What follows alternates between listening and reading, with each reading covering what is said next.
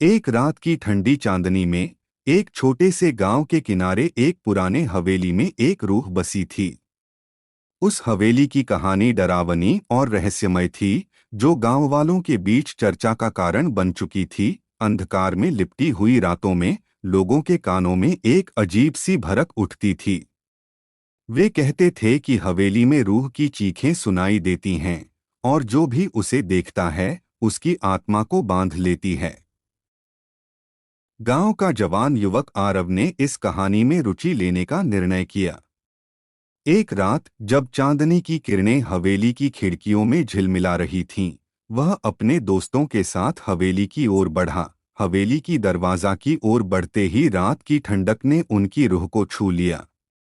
वे सभी एक बड़े हॉल में पहुंचे, जिसमें पुराने समय की यादें छुपी थीं।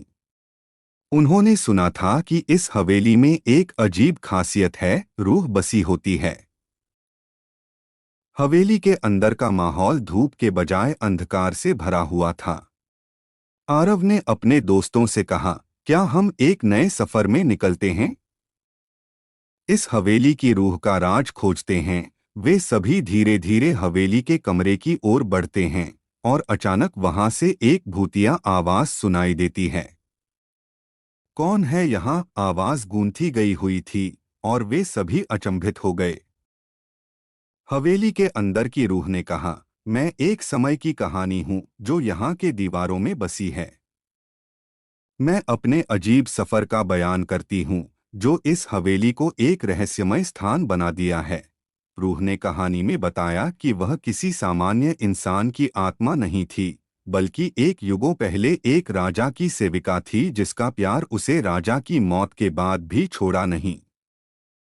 आरव और उसके दोस्त दिलचस्पी से उसकी कहानी सुन रहे थे और हवेली की रूह ने उन्हें अपने सफर के दौरान की राज और सच्ची प्रेम की कहानी से परिचित कराया। वे सभी समझ गए कि रूह की चीखें और भूतिया आवाजें सिर्फ उसकी आत्मा की आवाज हैं, जो उसके प्यार और वफादारी का प्रतीक है।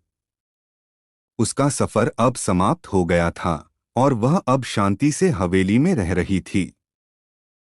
आरव और उसके दोस्तों ने हवेली से निकलते हुए उसे धन्यवाद दिया और वे सब एक साथ गांव की ओर चल दिए।